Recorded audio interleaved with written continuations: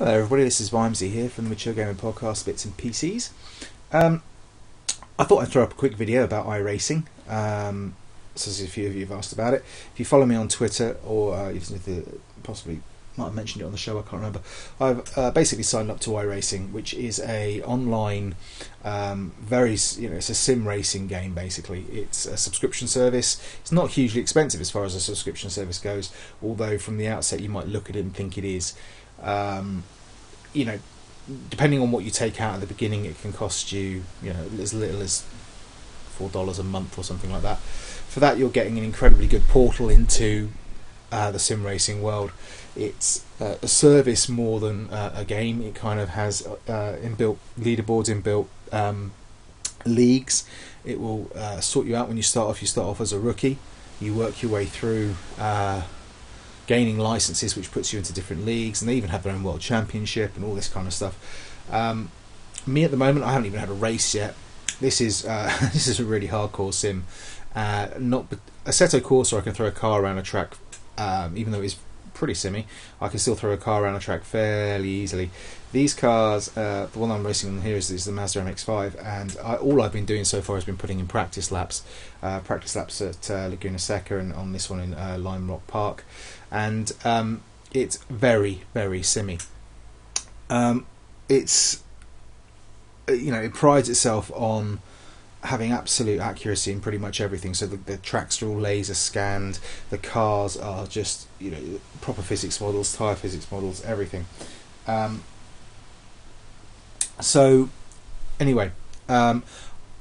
basically going to start this test session off. I will probably crash it a lot because, and this is my excuse coming up, it's very hard to drive these cars around the track normally, let alone when I'm talking to you lot. So I have to be very, very careful here, and my mouth might wander a little bit and digress and tangent, but you should be kind of used to that if you listen to the show at all. I wanted to talk a little bit about how to get into sim racing, basically. Now, bear in mind, I'm not an expert. I've only been looking into this for 3 weeks, a month, something like that, and I've also, as you probably noticed, fallen pretty hard. There goes the ghost of my best lap, which show you exactly how bad I am at these games. Because actually, I've had a fair few people who have asked me about. Well, they seem to have been enthused by my fall into the genre, and asking me about how can they start off, how can what would it take to get started. So I'm going to tell you, basically, you don't need to PC to sim. That's the first thing to say. Forza is a perfectly reputable sim. GT5, obviously, GT6 coming as well. These are all reputable sims that could be used to start off in. The PC just happens to have a huge number of them. So this is obviously iRacing, which will cost you money to race, and cost you more to do car setups and whatever else. But there are lots of others. Assetto Corsa is the new boy to the street, but there's also kind of Race 07, there's iRacing, all sorts of different types of sims, Richard Burns Rally, there's a huge number, even the drift games and dirt as well. So there's a huge number of games out there on the PC, and all of them remarkably bloody cheap when you think about it, as they would be if you think about Steam. I think I picked up Race 07 for a couple of quid or something ridiculous. What else do you need? Right, just forget any notion you might have about using a pad. Okay, just get it out of your head right now. It doesn't work. You'll probably be able to put faster laps than me in, but what's the point in doing sim racing if you're going to sit on your couch with a pad? It's not the way to go. You need to get yourself a decent wheel. Now, you can get... Whoa, look at that. Just a little bit too much throttle, and I'm gone. Hello, brake. There we go. So, anyway, before I was so rudely interrupted by my car spinning off the track. So you need a wheel. So what wheel do you go for? Now, you can spend a shitload of money on wheels, okay? The very minimum you want to be going to is probably something like what I'm using here, which is the Driving Force, the Logitech Driving Force GT. This is compatible, I think, with the PS3 and the PC. It retails, you can pick it up for about 120 quid brand new, I believe. I think some sites are charging 160 for it, but I'm sure you can pick it up for 120. Although if you go on eBay, you're talking maybe 50 quid you can pick one up for relatively regularly. If you hang on and watch my Twitter feed, I'm fairly sure this one will be going soon because I'll be picking up another wheel. It's not going to make me any better, but yeah, you know what I'm like. You know, this is the very minimum. Other wheels that are popular, you kind of have three main protagonists. You have Logitech, who do the G25, G27s, and then you have Thrustmaster, who do things. Oh, I know that. Who do things like the I've got to forget it now. XT1, which is the new Xbox One wheel, which works bloody well with Forza 5 apparently. And possibly looks like the wheel I'm going to be getting. Smidgey's picked one up, so I'm waiting for him to post his review about it because I'll be very interested to see how that works out. But that's going to set you back about £225. That's just for the wheel and some pedals. Now, a little word on this: the wheel makes a huge difference to how you feel the game. So, as I've enthused about before on this, you know, on the podcast and stuff. I really can feel as I'm going around these corners, oh crikey, just when the back wheel's about to kick out, when the wheels are letting go, when there's rumble on the screen, when you hit the rumble strips, or when there's a little bit less traction, when the car's bouncing off the road, all that sort of stuff I can really, really feel. But the thing that I'm missing at the moment is a decent set of pedals. So at the moment I kind of have almost toy pedals. Basically, there's a brake. You know, in this particular wheel set, I've got a brake pedal and an accelerator pedal, and that's it. And there is no there's no kind of resistance to the pedals at all. So you know, you put your foot flat to the floor, any gradient in between, so you can't really tell where your braking limit is or anything like that. So that can really affect how you go. So actually, now I've got a decent-ish wheel. The next thing I'm looking to upgrade is my pedal set, because often going around these corners I'm having to guess quite often where my brake limit is. I can't remember where it is. My muscle memory in my foot doesn't tell me where my braking, when I'm going to be reaching. I've got to listen out for things like the tyre squeal, the feedback from the wheel, visual cues from the screen, and often that's not enough. You know, or it's come too late. So by the time the tyres are squealing, I'm normally in a tyre wall. So, you know, a good set of pedals is a must. Now, in Europe, you're talking about possibly the lowest I would say is with decent kind of resistance and stuff. You're probably talking about some Fanatec CSR Elite pedals.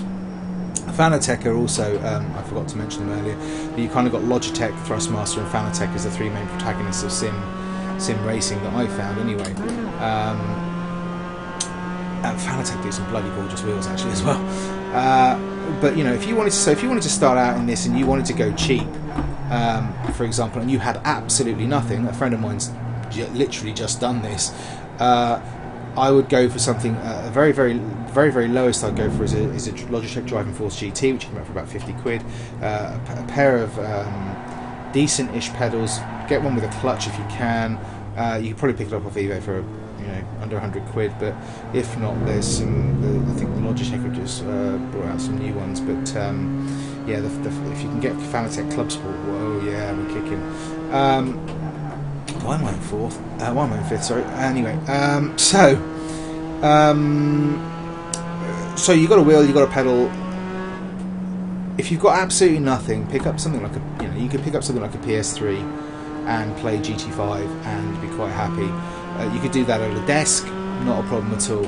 Once you put some hours in, you might look to going up to a rig. The reason why I jumped in and got a rig is mainly because actually I was going to get one anyway. Because this particular rig that I'm sitting in, which is the Abuto Ozone, I can use it for anything. I don't have to use it for sim racing. I can use it all. Overshot my braking point there by masses. I can use it for. I keep forgetting to change gear. I can use it for first-person shooters and God knows whatever else, because it's got that lovely keyboard swivel tray on it, and when the monitor's set up nicely, it will just allow me to do everything I already do with my PC, but also work as a very, very competent driving rig. So yeah, so you can set it up just with a PS3 or an Xbox or an Xbox One or whatever. PS4, there's nothing to play on it yet. Drive Club isn't going to be coming out to October, and the jury's out on that one.